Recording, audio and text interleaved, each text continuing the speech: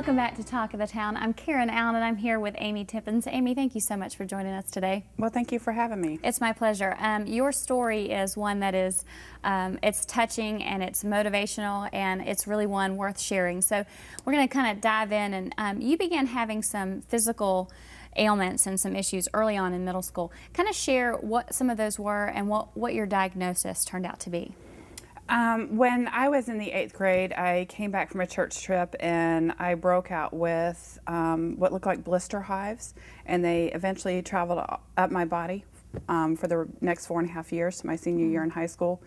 I not only had those symptoms, but then I also started having fevers of 102, 103.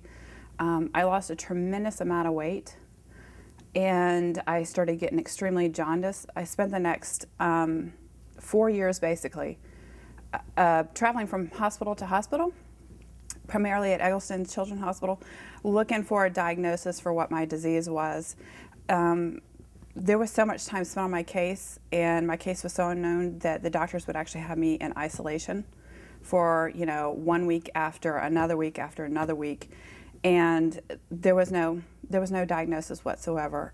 Eventually in my senior year, I actually got diagnosed to a liver specialist at Emory Hospital, and they diagnosed me to having what's called multiple hepatic tumors, which is exactly what it sounds like, multiple tumors in my liver. I had one actually the size of a football and 2 dozen ones the size of golf balls. And I was hemorrhaging to death, which was actually extremely painful as well, because I would be walking along and I would be doubled over in pain, unable to get off the floor once I had hit the floor, and not be able to move for 2 or 3 hours. So you went through several years of your body just basically fighting itself, shutting down, having all these horrible issues. You mentally, that has to be tough, because I mean, you're sick and no one's telling you what it is. So you finally get this diagnosis, which is, I mean, is that a rare disease in itself, or is that common? Do you know?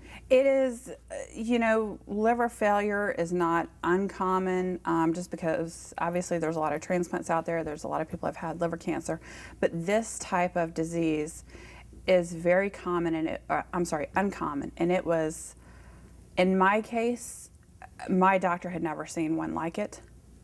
So the type of tumor I had was the type that came from the birth control pill, but I had never been on birth control. So they had no explanation. They have actually literally said it's just something, it was a genetic fluke, something that happened to me when I went through puberty. It could possibly been excessive estrogen in my system, but So they weren't able to pinpoint, but yet they give you a diagnosis. What, after getting that diagnosis, what were the doctor's recommendations for you, Amy? To have a liver transplant. Wow, simple as that, huh? Simple as that. Well, actually, initially they had suggested they would do what's called a resection, which is they cut out part of your liver, because they can actually cut out 2/3 of your liver and remove it, and your liver grows back. But once they looked at my case further, my liver was so riddled with tumors, they couldn't actually do a resection. They said it would make me unable to have a transplant if I needed one in the future. So they decided, let's skip straight to transplant. Okay. When you got that diagnosis, I mean, that word transplant, it's not one that a lot of us ever hear. Yeah. What were your feelings when you heard that word, not concerning somebody else, but concerning you? Well, at the time, you couldn't just get on the internet and Google the word transplant. The internet was not as well known, and there was not as much information out there. So when I heard the words, there was tremendous fear and anger. I expected I'll live another 2 or 3 years, and I was scared of the process. I had never had a surgery. I was angry that this had been my journey. I was angry to have to think about somebody else dying, and then I would get a piece of them, because why did they have to die for me to live? And I was scared of what the process of death would be, and you face that, you deal with it. So. And that's all. I mean, you were a senior in high school. Yes, I was 17 years old. 17 years old. I mean, there's as a grown up, I guess I'm a grown up, but as a grown up, that is still something so huge to grasp. I mean, how did you deal with those feelings? Where did they go? Did you stuff them? Were you able to talk about them? Where did they go? You stuff them. Yeah, I mean, unfortunately, that's a common thing for a lot of transplant patients, to really have to stuff those type of feelings, because especially during that time, there weren't as many support options, and nowadays they have mentoring programs.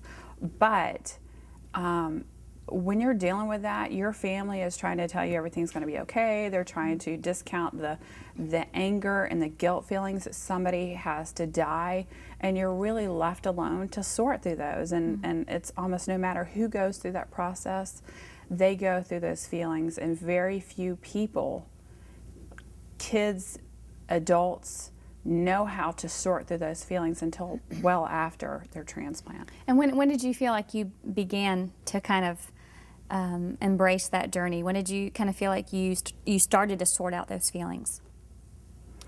I think that just kind of happens at different times. I mean, the first couple of years, I think I was honestly pretty angry. You know, I remember this defining day, and I don't remember what was happening, but I looked at my father and I said, "I will live." And it was a couple years afterwards, and I had finally embraced the concept that I could have a very normal life. And I do have a very normal life. But you never really get rid of all the feelings. I mean, you still feel sadness and pain, and I feel a tremendous amount of love for my donor. And it's a very weird kind of emotion, because you don't know what you love about this person. You have no idea who they are. And you feel sadness, and you kind of do always feel, or at least I do. And I'm speaking for the community, and you know, not everybody might feel this, but the why me? Why did I get this chance? What is so special? What did, you know, whatever higher being that you believe in, why did I get this opportunity to go forth? And it's a very humbling feeling. So. I think that's well said. I think we tend to forget that other aspect, that, as you said, someone had to die in order for you to live. That is not something that I think any of us would ever take lightly. So I can see that.